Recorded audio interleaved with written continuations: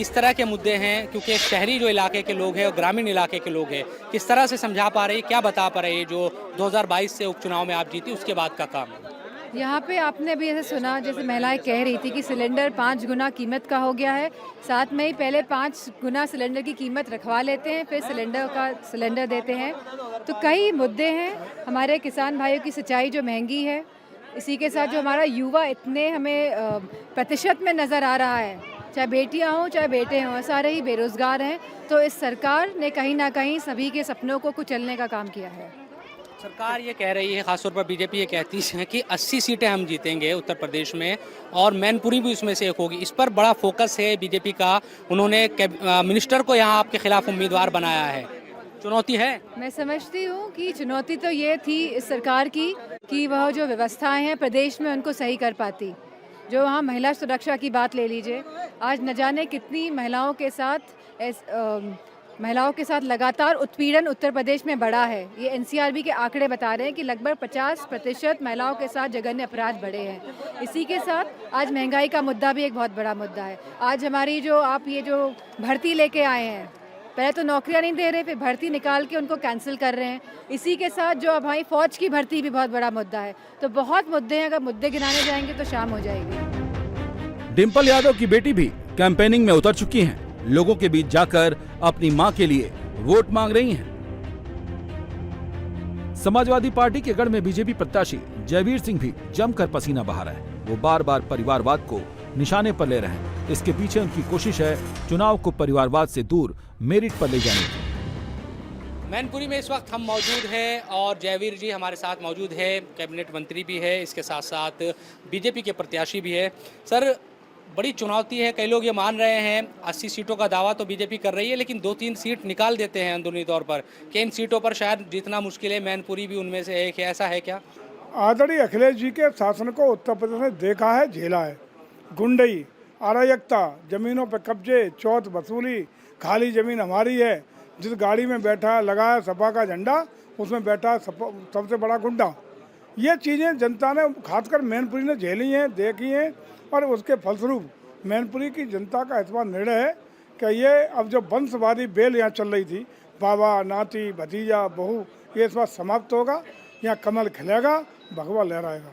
ये सब बातें तो आपने बहुत अच्छी गिनाई, मुद्दे भी बहुत अच्छे हैं, लेकिन इमोशंस भारी पड़ जाते हैं आखिर में। ये क्या वजह है? देखिए, आपका इशारा है डिम्पल जी के पिछले चुनाव की तरफ। हाँ। उस समय मुलायम सिंह यादव के निधन के फलस्वरूप मैनपुरी की सीट की रिक्तता के सापेक्ष चुनाव हुआ था। जब आदरणीय मुलायम सिंह यादव जी का निधन हुआ, हाँ, सभी राजनीतिक दलों ने, देश दुनिया के लोग आए, सब लोगों ने जाकर वो श्रद्धांजलि देने का काम किया। जब तक अंत्येष्टि की राख ठंडी नहीं हुई थी, तब तक चुनाव यहाँ हो चुका था।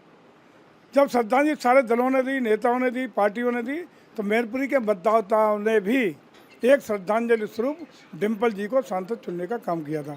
लेकिन आज मैनपुरी की जनता हिसाब मांग रही है 1.5 साल का। डिंपल यादव अभी तक 5 बार लोकसभा चुनाव लड़ चुकी हैं। 3 बार उन्हें जीत मिली तो 2 बार उन्हें हार का सामना भी करना पड़ा। बीजेपी की कोशिश इस बार हार जीत के नंबर्स को बैलेंस करने की है।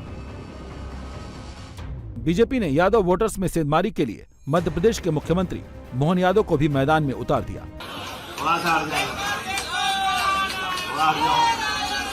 खाली कर दो, ये खाली करो, ये खाली कर दो। यूपी में राम नाम की लहर पहले से ही है। मोहन यादव ने जितना राम का नाम लिया उतना ही कृष्ण का भी जिक्र किया।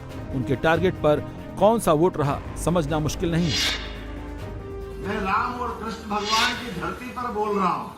मुझे एहसास है इस बात का, इस देश में दुनिया के अंदर भारत की अगर पहचान बनाई तो भगवान राम को शरीर छोड़े 17 लाख साल हुए, भगवान कृष्ण को शरीर छोड़े 5000 साल हुए, और अब हम नहीं कह रहे, नासा के माध्यम से डूबा हुआ राम सेतु उसकी आयु से मालूम पड़ जाता है। भगवान कृष्ण की भेंट द्वारका की जो आयु डूबी हुई हम सब जानते हैं, और डूबी भेंट द्वारका की आयु निकाल करके कोई देख सकता है कि जो हम कह रहे हैं ये कपोल कल्पित नहीं है। भगवान राम और भगवान कृष्ण जिस धरती से निकले और जिनके माध्यम से पूरे दुनिया में भारत की पहचान एक अलग रूप में स्थापित हुई, कोई अपने मानव जीवन में रहते रहते किस प्रकार का उदात्त जीवन जी सकते हैं। ये केवल 2 नाम, बाकी तो 33 करोड़ देवी देवता है। बात करेंगे तो बहुत लंबी परंपरा की है, लेकिन दोनों के जीवन में कॉमन बात क्या है, समझने वाली बात क्या है, दोनों ने सच्चाई की लड़ाई लड़ी, दोनों ने धर्म की लड़ाई लड़ी, दोनों ने मानवता के लिए मूल जो गुण होना चाहिए उसकी लड़ाई लड़ी। मैनपुरी सीट पर 4.25 लाख यादव, 3.5 लाख शाक्य, 1,20,000 ब्राह्मण, 1.25 लाख लोधी और 55,000 मुस्लिम वोटर हैं। मुलायम सिंह फैक्टर, यादव वोटर और मुसलमान वोटर के कॉम्बिनेशन से हर बार समाजवादी पार्टी ये सीट जीतती आई है। इस बार मुलायम सिंह फैक्टर कितना असर दिखाएगा, इसका अंदाजा किसी को नहीं है और बीजेपी अग्रेसिव मोड में विकास का मुद्दा बना रही है। उसके निशाने पर अखिलेश और सिर्फ अखिलेश ही हैं।